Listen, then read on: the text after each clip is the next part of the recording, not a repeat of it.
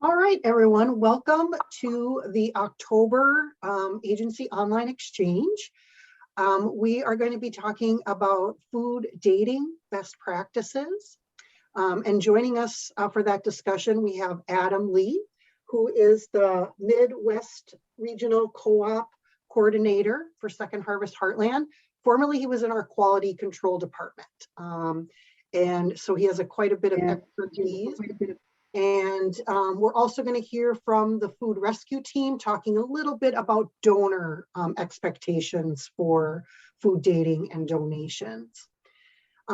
Some housekeeping. If you'd like to change your name on your Zoom presentation so we can see your name and what organization you're from, that would be great. You can also introduce yourself in the chat if you want to put your name and program. We do make the chat available after, so folks can kind of look who is speaking and maybe make some connections after the call if they'd like. And we'll share any notes from the chat as well. Let's see, why don't, and then another thing we asked for too is if you do have a food dating policy that you'd like to talk about or share with the group during the networking session, we would love that. If you'd like to email that to me, you surely can. I'll put my email in the chat, or we can also follow up afterwards, or you can just speak to it when we do our networking. So I'm going to turn it over to Adam to talk more about the food dating processes that Second Harvest follows and some other useful information. Take it away, Adam. Yeah, thanks, Jennifer. Hi, everybody. As Jennifer said, my name is Adam Lee. I'm currently the MRPC coordinator at Second Harvest Heartland, but that's only been about a month and a half. Prior to that, I spent a year down in the DC working with working on quality control. So food dating was a large part of that, obviously. Kind of goes without saying, but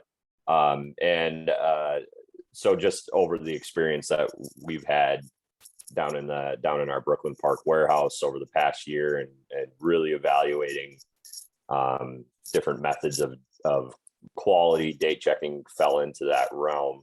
And so I was asked to join today just to provide a little bit of information on that process that we follow down at the Brooklyn Park distribution center. So it's pretty simple where we start, and I know this has been a source of confusion for some, but there are two resources that we have utilized over the last year.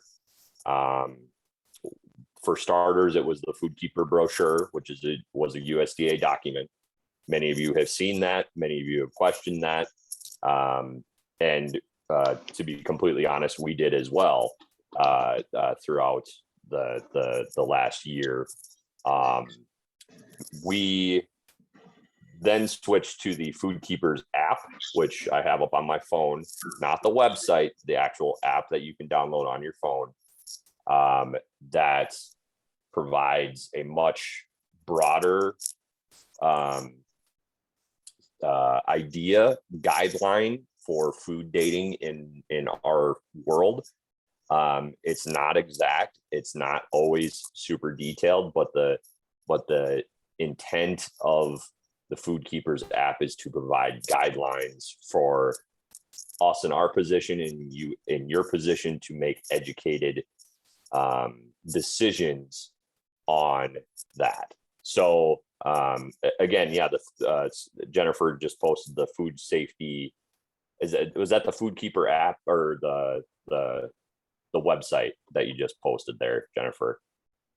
That's just the website. I'm putting information for the app as well. Yep. Okay. Good. Yep.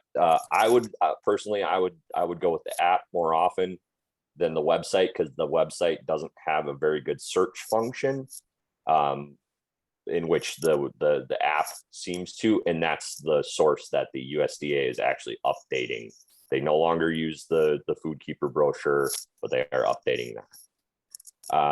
And we've also gotten some questions about some vagueness when it comes to the information that the app provides. So I quickly just want to give some advice in that realm. I'm going to split things up into 3 categories. Again, it's going to be broad. I'm happy to take more questions if you need, but when it comes and what we do with extension dates in our warehouse outside of that. So this is all kind of tied together in questions that we have had. So we utilize the Food Keeper app to, for starters, we use that for first and foremost to decide on extension dates of product past expiration dates. That's not an exact science. I want to be clear about that. And sometimes we run into issues where the information on the Food Keeper app is vague to where we have to do further research from there. We do that. We utilize Google is your friend in that situation, and then we come together to make a decision on how long we want to extend certain products, whether that's frozen meat, dry pasta, cereal, and so on and so forth. But there's another side to the extension date part of how we do things at Brooklyn Park as well. There are also donor regulations that are placed upon us. So for example, Post cereals do not allow us to extend past the best by date or expiration date, whatever it might be on the box. So we do play with some nuances there to make, again, the best decision on when we or how long we should extend product. So then each week, me or now the current quality control specialist would download a report that has the closest extension dates available to us so we can look that information up. We then go out into the warehouse, check the product to verify the date, check the date, check the quality of the product, anything, all of the above.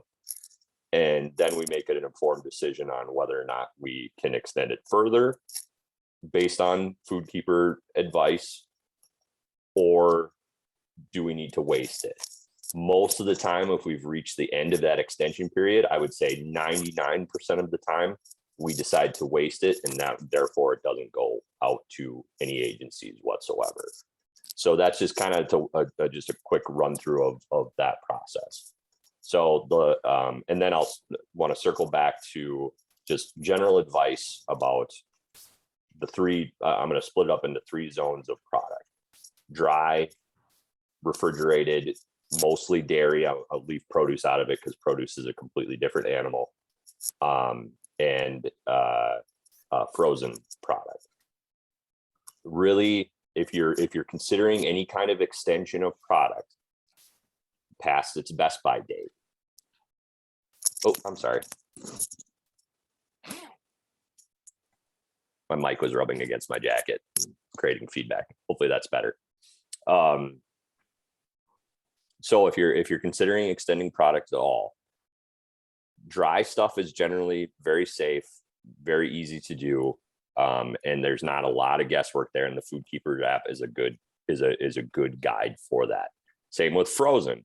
If you freeze something, generally speaking, it's going to maintain it and stay food safe for a long period of time.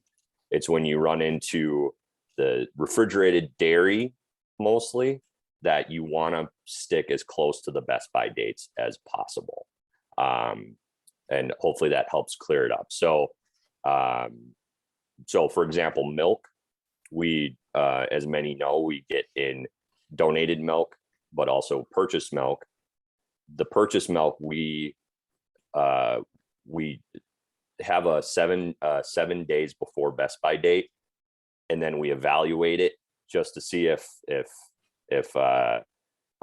but most of the time we pull the purchased milk before 7 days before the best by date.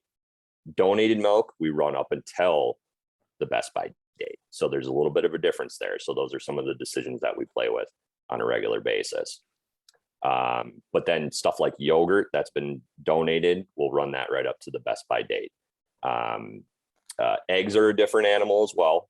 Those are good, still good for 30 days up or past the best by date. Or the sell by date is usually what you'll see on like the TFAP eggs. I think is usually it's a sell by date. Those are that was I think we could go up to 45, but at Second Harvest we pulled that back to 30 days. So and then yeah, like I said, dry and frozen should be good to go. So yeah, I don't really have a whole lot. Okay, let's see, maybe some okay, so the question there is, why do you treat purchased versus donated items differently? It's mostly the monetary part of what goes into that. So like if so the purchase product people are paying for, so we put a higher standard on that. That's really the biggest thing to answer that question.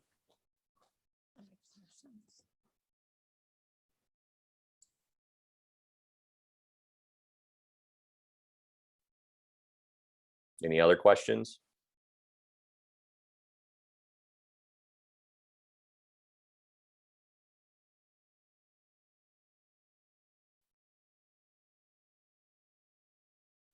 Frozen meat, what is your guideline beyond the best by date? So that's when we would extend. So we would consult the Food Keeper app. So I think and again, the dates are broad on it. So I looked up, it was frozen pork and frozen steak this morning, just to kind of gather some information. And it says if frozen before the sell or before from purchase, if frozen, it's good for 4 to 12 months. Now that's a large range. So at that point, I would go into the freezer and check things that have been in there for a long time, look for freezer burn, quality control issues, and things like that. But then we would have that date as kind of a safety net to pull, and really with meat, it's not, if it stays frozen, it's not going to develop any kind of food safety related issues. It's more freezer burns going to affect the quality of it. So there's a difference between safety and quality in that sense. So hopefully that answers your question. But we always consult the Food Keeper's Guide before make those decisions.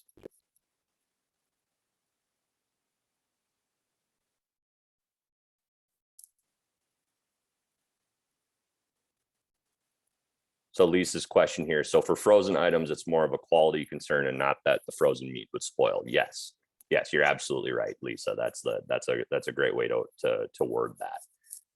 It's more so for that. Milk, how long for after best by date for us to give out? When it comes to milk is it's kind of this isn't a very good answer, but milk can be good up past the best by date for upwards of a week. I've seen it still maintain decent quality in my experience, but then there's other times you buy a gallon of milk and you got it at home and you open the thing the day after it expires and it stinks. It's just kind of a mixed bag. I really don't have I wouldn't want to give you an exact number of days, like 5 days you have to throw it out on that. So I know that's not a very good answer, but at that point, if you're housing milk past the best by date, I would do spot checks on quality, open a bottle here and there, smell it. If it smells sour, yeah, it's time to pitch it. And I would do the same thing with donated milk in our warehouse.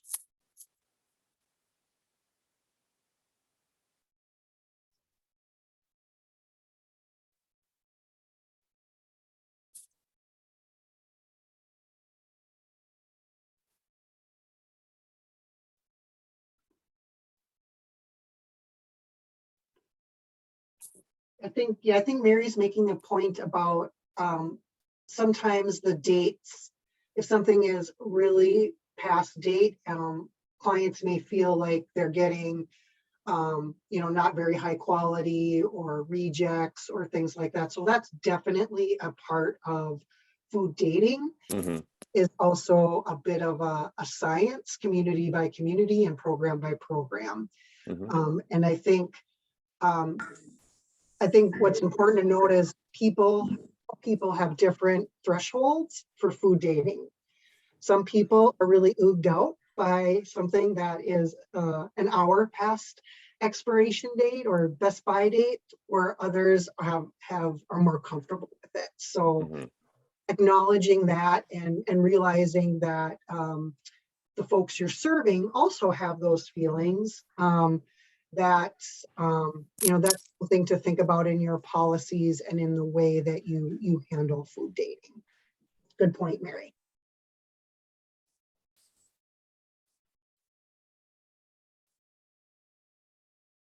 Yeah, Jennifer said it to begin with. I mean, like, yeah, food dating is a tough thing um, to really key in on at all times. So we utilize the best resources that we have available to us to make informed decisions on. And a lot of times, when it comes to frozen meat, like, there's the reason that a food bank is getting it. It's because it's running close to its date. Still frozen, still fine, but that over a period of time that might affect quality overall. And sometimes you don't know that until you get it over.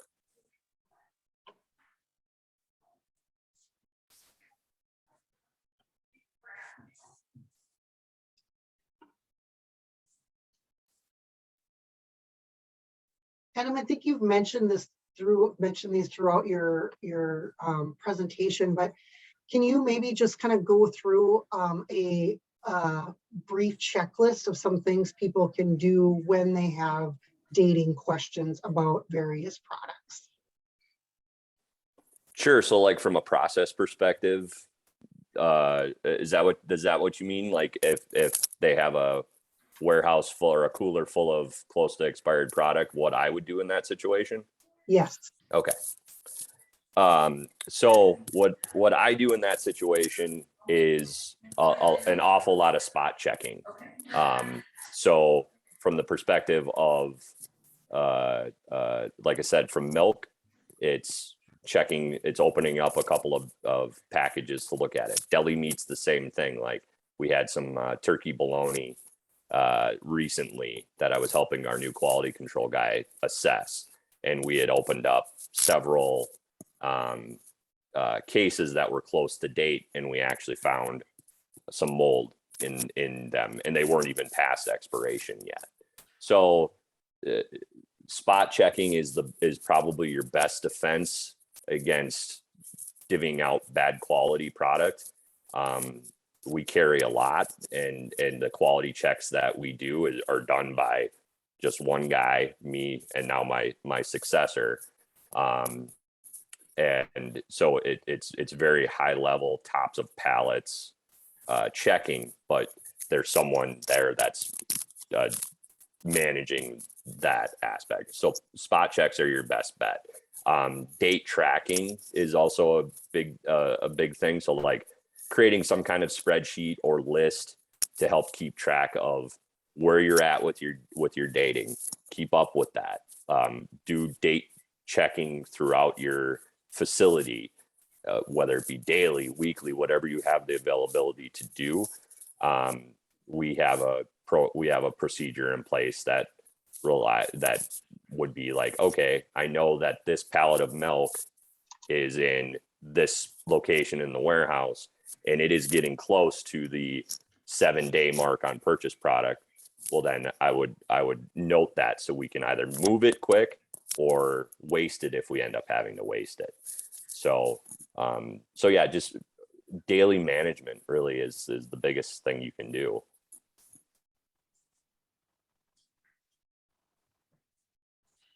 Adam, this is Lisa here. Hi.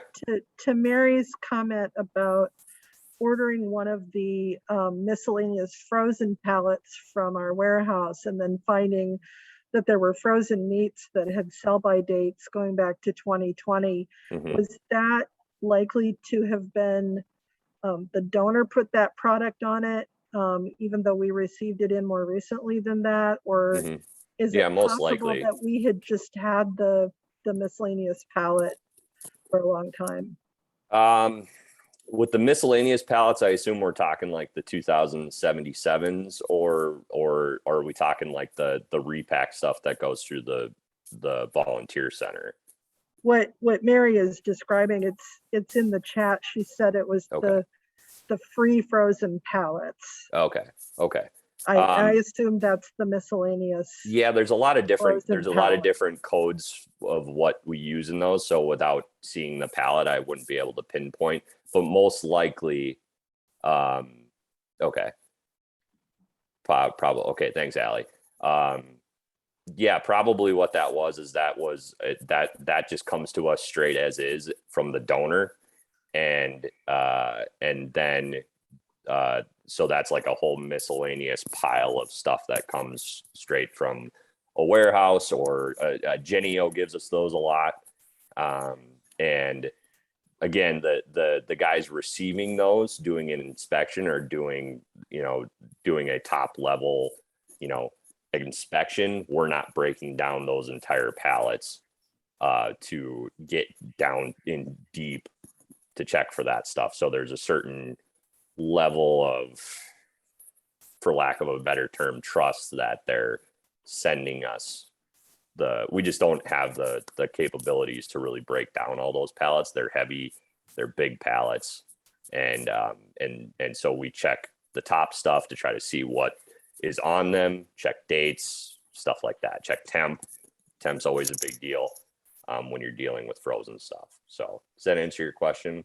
Well, Mary has a follow-up question, which is more to the point. Is it still all right for a cap agency to give those away, those frozen packs of meat that have sell-by dates from 2020? As long as it has remained frozen and the cold chain hasn't been broken, then obviously do a spot check on quality to check for freezer burn. But if you're not seeing freezer burn and it's maintained a frozen temperature this entire time, yeah, 100%.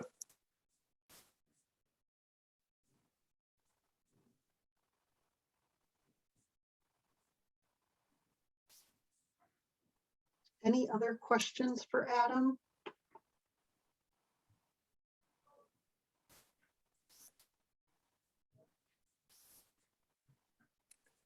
See, how do you decide? Thank you, Melissa. How do you decide on the extension dates of some products? Do you recommend agencies write new extension date or add stickers to products to reassure customers? So we use the FoodKeeper app to decide on those, to make those decisions on extensions, or the donor will give us regulations on. So it really depends on what product that you're talking about. Like I said, there are certain donors that don't allow us to extend out past a certain number of days, past the best by date. So we consider both of those things when we receive a product in. And then if there is no regulation, if there is no restriction from the donor, then we consult the FoodKeepers app, make a decision, and then that's what you might see in like the description on Agency Express is extended to this day. But so yeah, we do our research on it, is I guess the best way to put it.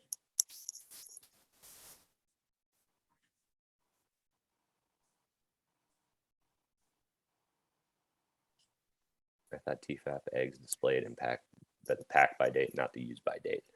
I don't have them in front of me. I can't remember which date it is on the side of the box. I look at a bunch of dates every day, so I get them confused on what exactly is on.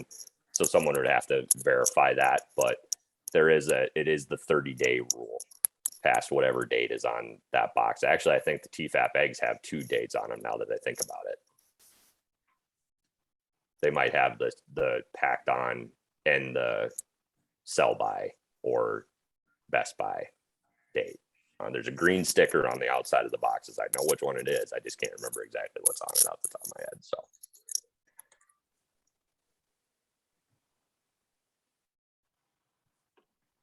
We have received, okay, thank you, Ashley. We have received some canned goods, pairs to be specific from Second Harvest. They don't have expiration dates on cans or the boxes and put on how long those will last. I assume you're talking about something that's in like a can that has like the oil in it or the juice in it. Those last a long time. I would say, again, consult the Food Keepers app, but I know we've kept stuff in the warehouse in cans, upwards of 9 months to a year past when it was received. So, and usually by then it's, but yeah, that stuff lasts forever. And the little fruit cups with the oil in them as well, those last a really long time. Like they put those preservatives in there to last a really long time. So most things should have an expiration date on it. So if you're not seeing it, it might be there are different dating systems that certain companies use. One is called a Julian date, and those are a pain, and I would need a whole other seminar to try to explain how those work. But yeah, if there's a code on them, I think you can look up. Yeah, somebody said, I believe Ashley is referring to the can pairs that are coded. So yeah, you might be able to look those up in online too to find a code. So there are varying resources out there for that stuff. And we actually have a short video recorded by our very own Ian Volt and our compliance team about those different dates, about Julian dating and co-dating. And I will awesome. put that right in the chat. Perfect. Look at Ian, ahead of the game. And Ian is right. As a reminder, the exception is baby food or formula. Yeah, that should be always be thrown out by the best by date and expiration.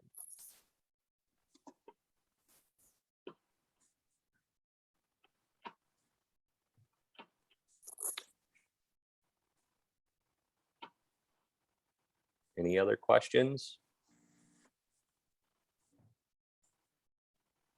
And I think as I surmise here, I think the best policy is if you're not sure, ask. And we can help you link up with those resources to decide whether or not this is something, and try to give you some sense of comfort in the product that you're giving out to your clients.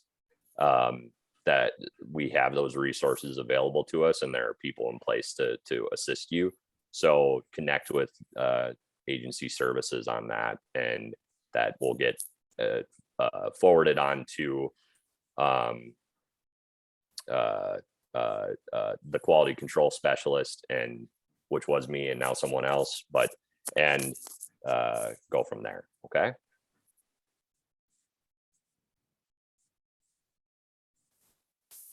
You're muted, Jennifer. Thanks very much, Adam. Are you going to hang out in case any other questions pop up? Yeah, I'd be happy to. I'll throw myself on mute, but I can monitor the chat and try to answer some things too as we go. Great. Thanks, Okay. Adam. Yeah, thanks everybody. And Karla, would you like to speak to some of the expectations that donors or retail donors have for donations that they make to our partners and to Second Harvest? Yes, I would be happy to.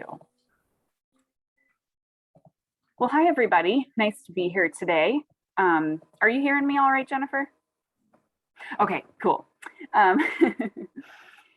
so I mean, you can't talk about food dating without talking about food rescue, right?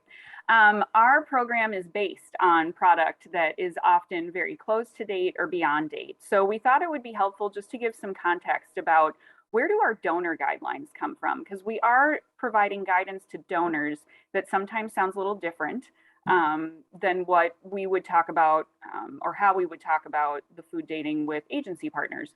So I'm just here to give you some context. When we talk about food dating with our retail donors, and when the guidelines are developed between our partnership and with guidance from Feeding America, it truly is a combination of safety, quality, and dignity. So as Adam mentioned, sometimes it's taking a look at things, it's smelling things. It's just checking that quality piece. As Mary from Hastings mentioned, there's a piece about, where does your agency fall in what you believe is a dignified response. And so all of those things are taken into consideration as we talk with donors about guidelines. The guidelines are determined based on what the retailers are comfortable providing, what we're able to accept and distribute as a network, and with guidance from Feeding America. It's been designed to be really user-friendly for our donors. You can imagine that if I walked into a Cub and pulled the dairy manager aside and said, okay, so here's the deal. Hard cheese is good for this long. Milk is good for this long. Yogurt, this long. It would not go over well. And chances are, with the kinds of days that our retailers have, they would say, never mind. Yep, this is going to be composted. This is going to go to pigs, or this is going to go to waste because I cannot keep up with that. So we provide guidelines that make it much more user-friendly to make the food rescue program successful. And so dairy, for example, we tell our dairy managers, donate up to 7 days beyond the best by date. Often retailers aren't letting old dairy sit on the shelves that long. So for the most part, this works well because they're pulling the day of the date, the day before. For some of our donors, they even pull a couple of days before that date comes up. But that's the kind of guidance we give because we have to make it user-friendly for our donors.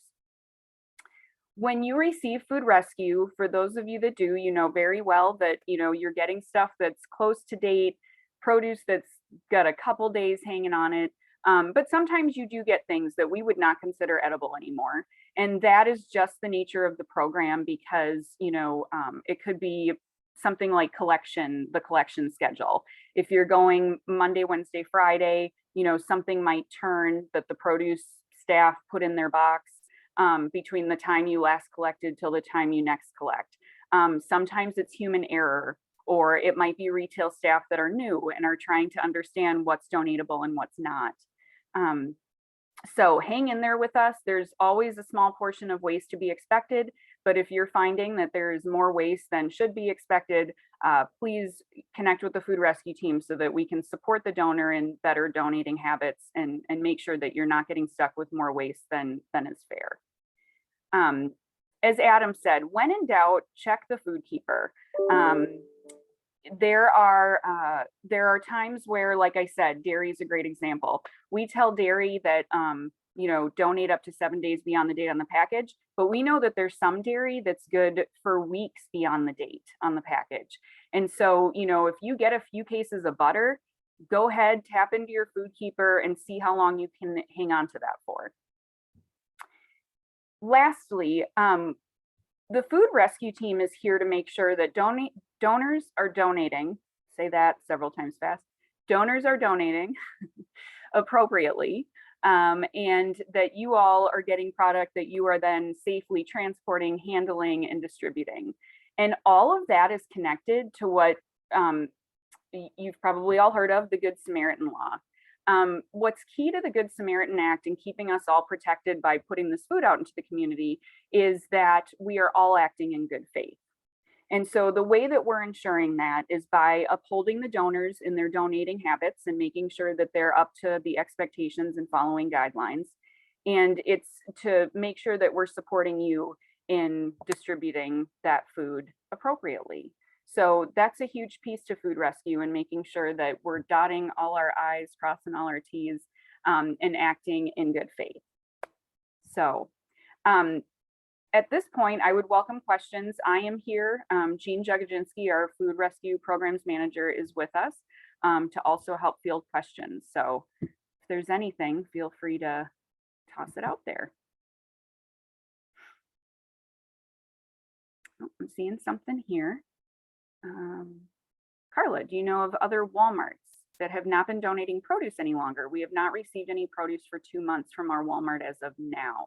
Yeah, and if I'm reading this right, this is Manna Food Shelf out in Worthington? Because funny, I noticed that on your donation report the other day. And you've been on my list.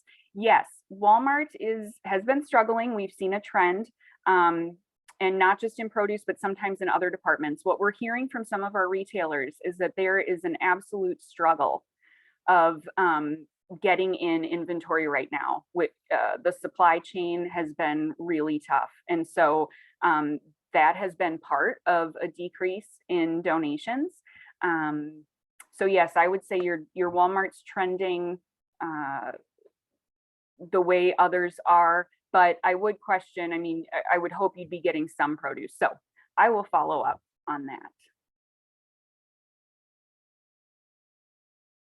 Thanks for putting the contact information in, Jennifer.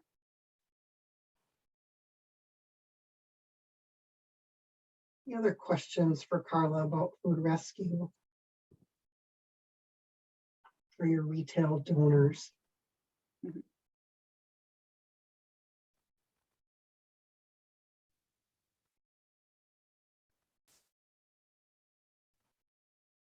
Well, Jean and Karla will be hanging.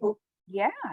I know, I was just gonna say, like, man, I really nailed that because I can't believe there's not more questions.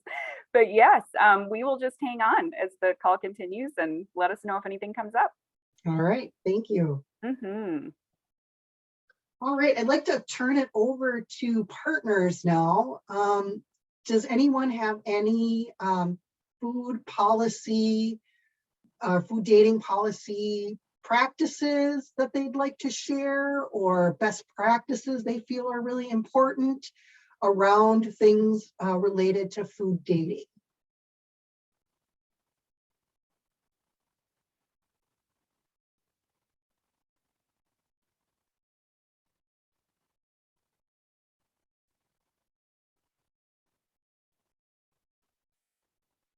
Yeah, Lisa added it in the chat. One thing that we've often been asked for are guidelines to help volunteers do their sorting.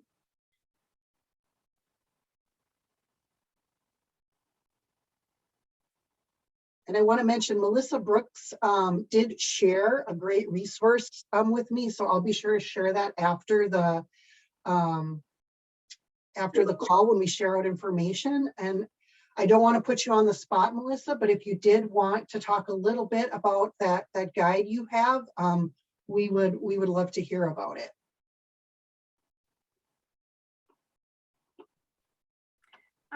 This is Karla. I'll answer that question from Lisa, especially any guidelines provided to volunteers who are sorting food rescue. We have some documents that help with sorting. You hear the hesitation in my voice because they're not as good as they could be. We are currently in project mode with that and getting something that we believe will be much more helpful out to programs. So in the meantime, if you do want some guidance, we're happy to share those. They were kind of created in the moment over COVID when we were having community groups of volunteers and AmeriCorps volunteers that were helping us get food sorted during that time. And so we have now had more time to sit back and try to create something that would be more helpful. So more to come on that, but happy to share what we have now if anybody would find them useful. Thanks, Karla.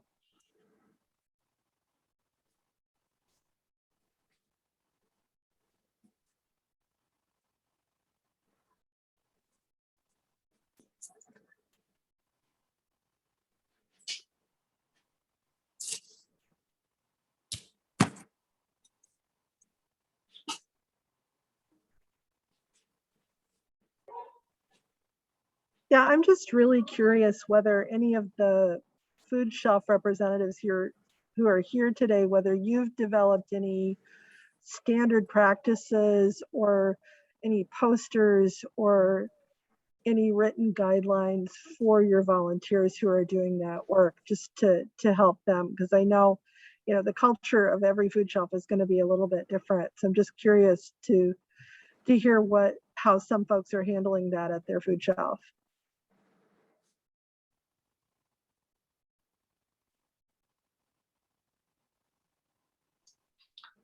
This is Mary from Hastings Family Service.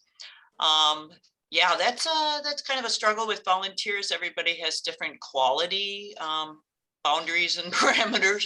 So we did develop like a visual guide where we took pictures of actual fruit that we would consider being able to use through our market food shelf. We had different quality levels. The most pristine we would put out through our market.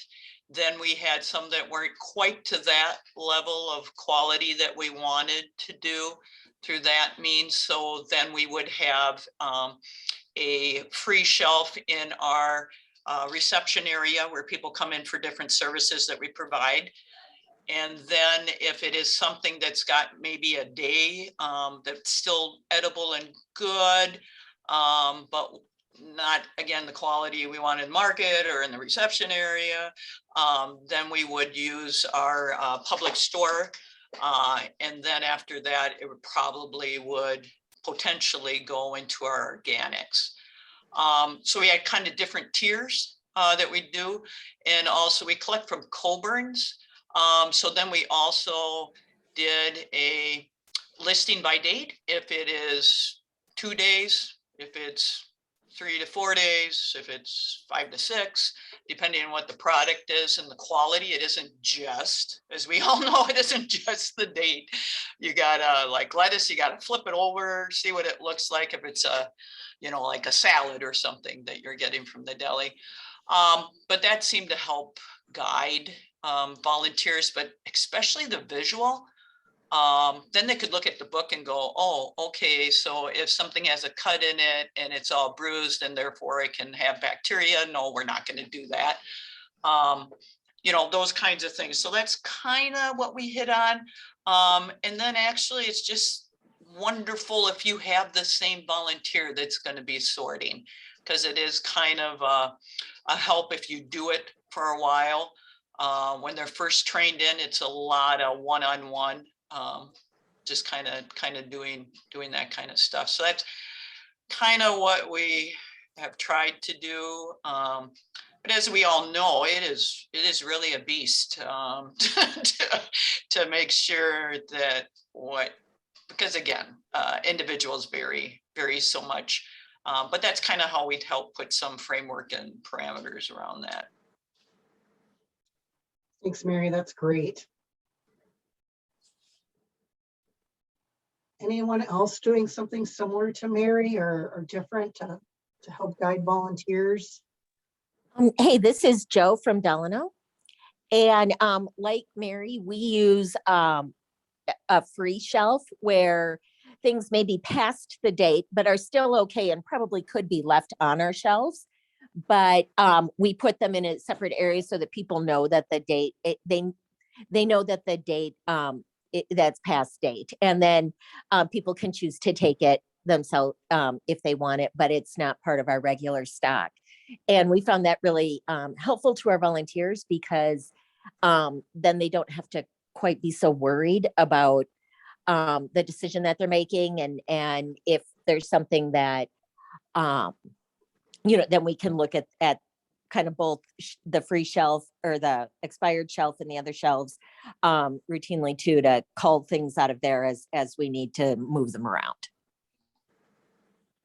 Great, Joe. Yeah, I think free shelves, I've seen folks use those a lot. It's a good way to deal with that dignity issue. And for people that don't have qualms about dates or short dated things, they can take that as extra service.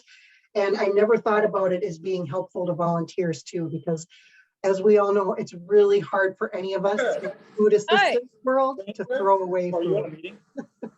Kind of. I'm listening to a meeting.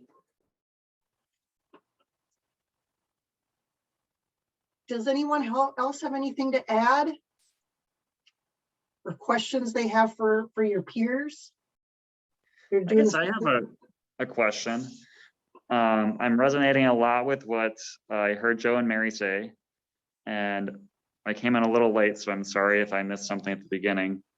But we do similar things, calling out of date things, and have found a lot. This all sounds very familiar, but I'm thinking in the last 19 months during COVID, we have been doing curbside service and deliveries, and instead of in-person shopping in our building. So the choice model that we do have is at our offsite food distributions, and that's been working well as always. But I'm wondering if anybody else is primarily curbside right now and has figured out ways to address the date issue, because we don't like putting anything out of date in a pre-packed food order, because you don't know if somebody is going to want to eat that or not, even though we know it probably is safe. It is a dignity issue also. So I'm curious to hear what people think about that. I know in New Prague, when we were doing our drive up model, we did have a cart that we pushed outside. So if people were waiting for their food, they could walk up to the cart and see if there was something that they could use off of that. And then they could choose and look and see if that was suitable for them. And our carts would be gone pretty quickly with any of those close to date or past date items. So that could be an option. I'm not sure how you're set up. If people do have to wait for a couple of minutes, if they are free to get out of their car and peruse a cart. But that was one way we addressed it when we were pre-packed bags and boxes.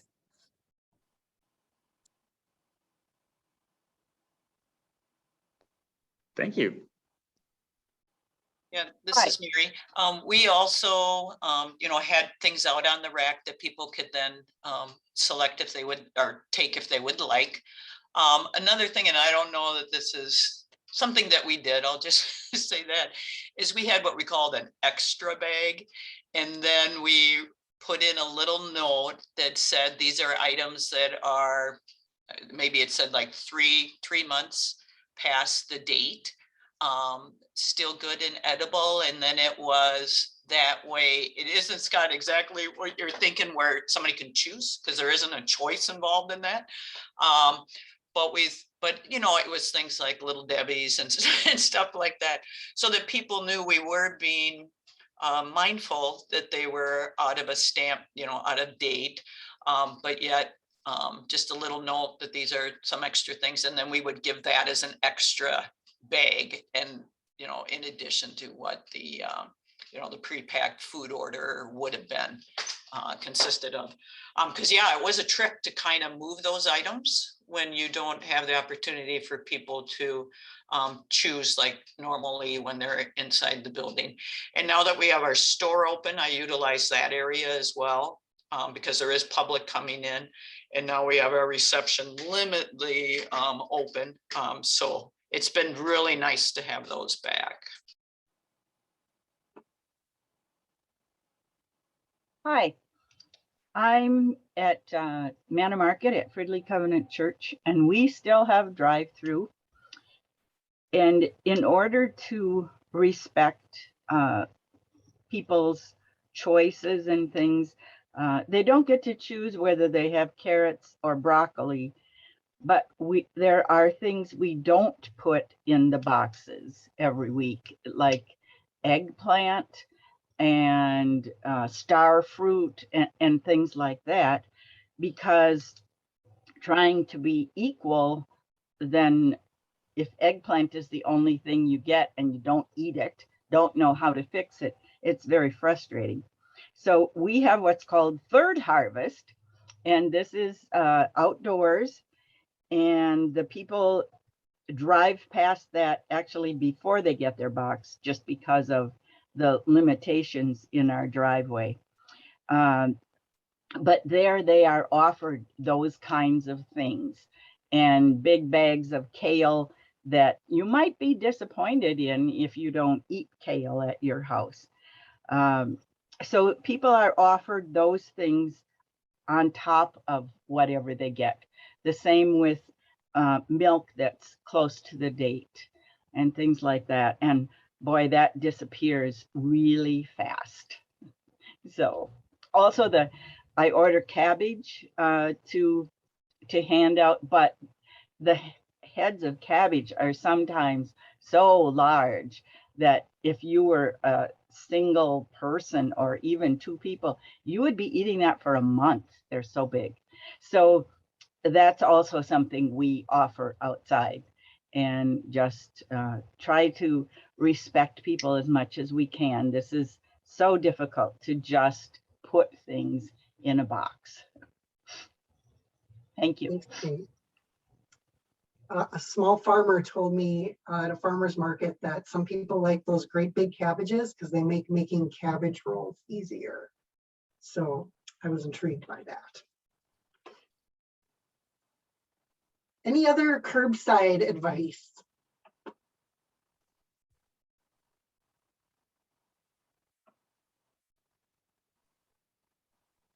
All right, so we also had a holiday programming on our agenda for this issue or this meeting. So I did want to spend a little bit of time. We're getting close to time. And then just as a reminder to everyone, this is our last exchange for 2021. We're taking November and December off because we know how busy it is for agency partners. We will resume again, same day, same time, starting in January. So we hope that you will join us, and please continue to send us topics and questions that we can use to discuss in these meetings.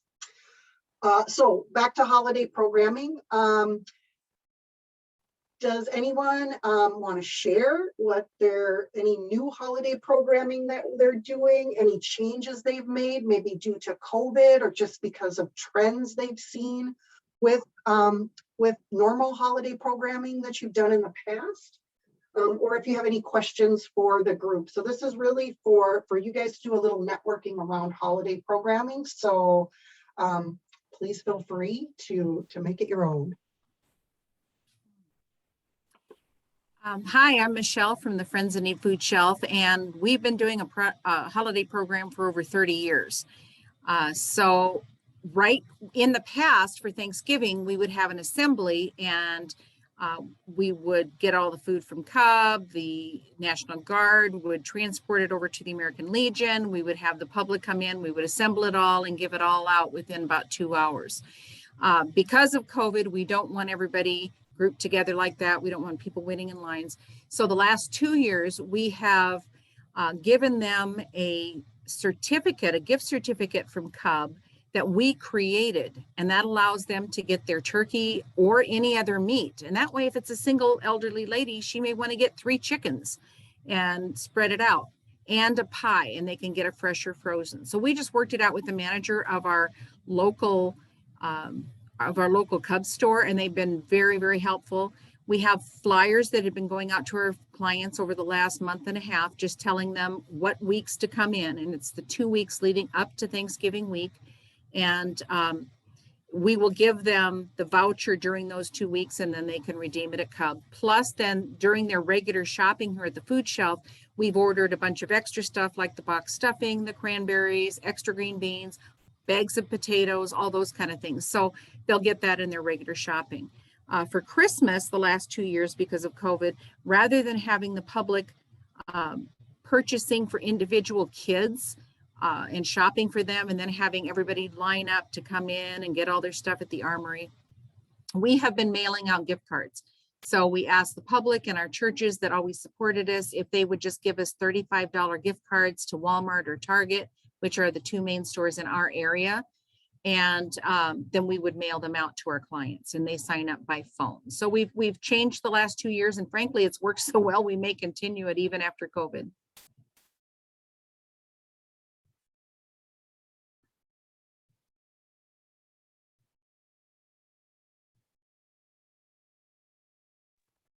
Lisa's posted a really great question in the chat. If you want to take a peek at that and respond there, I think that would be really helpful for folks. But does anyone else want to share anything or ask any questions? We are doing a new holiday thing this year at Neighbors with our refrigerated van. We're the Tuesday before Thanksgiving, we're doing just a kind of a pop-up mobile route at a few different apartment buildings and churches in our area. So we've partnered with these locations to advertise for us, and we'll just make a round and see how it goes with some of the Thanksgiving staples.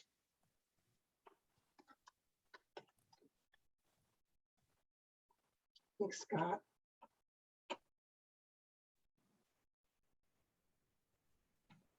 Hi, it's Kathy from Family Pathways.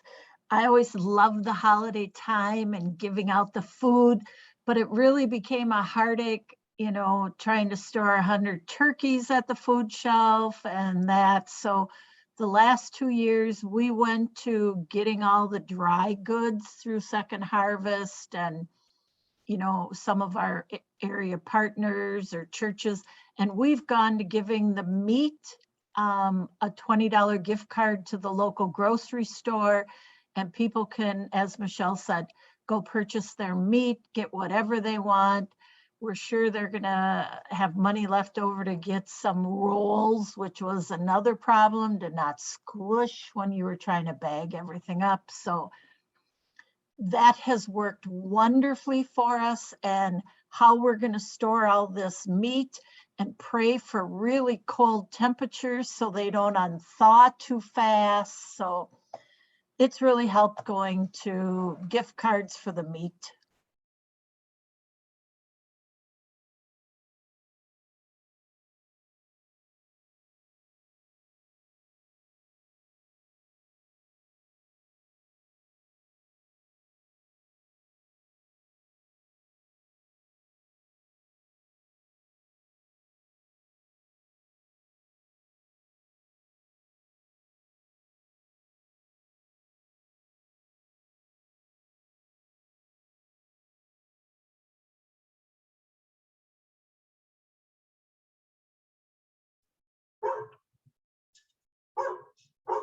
We have a question for Scott. What's in the boxes that you're giving out in the van? So we aren't doing pre-packed boxes. It's going to be a choice in the sense that people can choose all or some of the items that are available, because not everybody will want all of them. We were going to do turkey and one other meat option, but I haven't sleuthed around to see what the most cost benefit advantageous other meat would be. Second Harvest had those Grant turkey breasts available a bit ago, so I stockpiled the max I could order in our freezer, and I think we'll have to buy some more. And then I was planning on focusing on fresh goods, so sweet potatoes, regular potatoes, squash probably, even though I personally hate squash as a vegetable.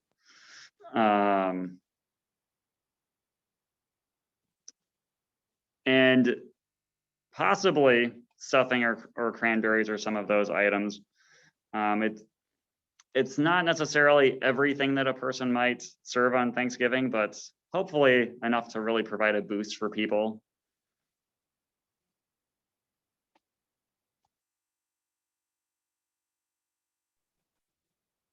Thanks, Scott.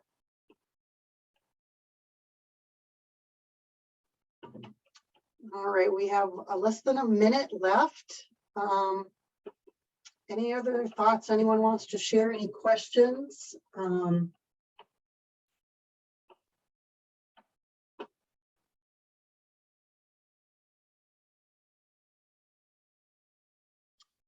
There was a question in the chat about Second Harvest supplying turkeys. I feel like we get this question every year. We do not get turkeys or meats donated generally. We don't get turkeys donated. Sometimes after Christmas, We do get some donated because stores have overstocked. Our sourcing team is not really expecting that this year because of the supply chain issues we've been hearing about. And as Scott mentioned, we did have some purchase turkeys. So as you know, the purchase are things that we actually purchase, and so they cost a bit more versus donated goods. So the short answer is, other than purchase turkeys, no, we will not be getting turkeys in inventory. All right, we are right at time. Thank you so much for attending. We hope to see you back again in January for the Agency Online Exchange. And please keep your ideas and questions coming in the meantime. Thanks, everybody, and have a good rest of the week.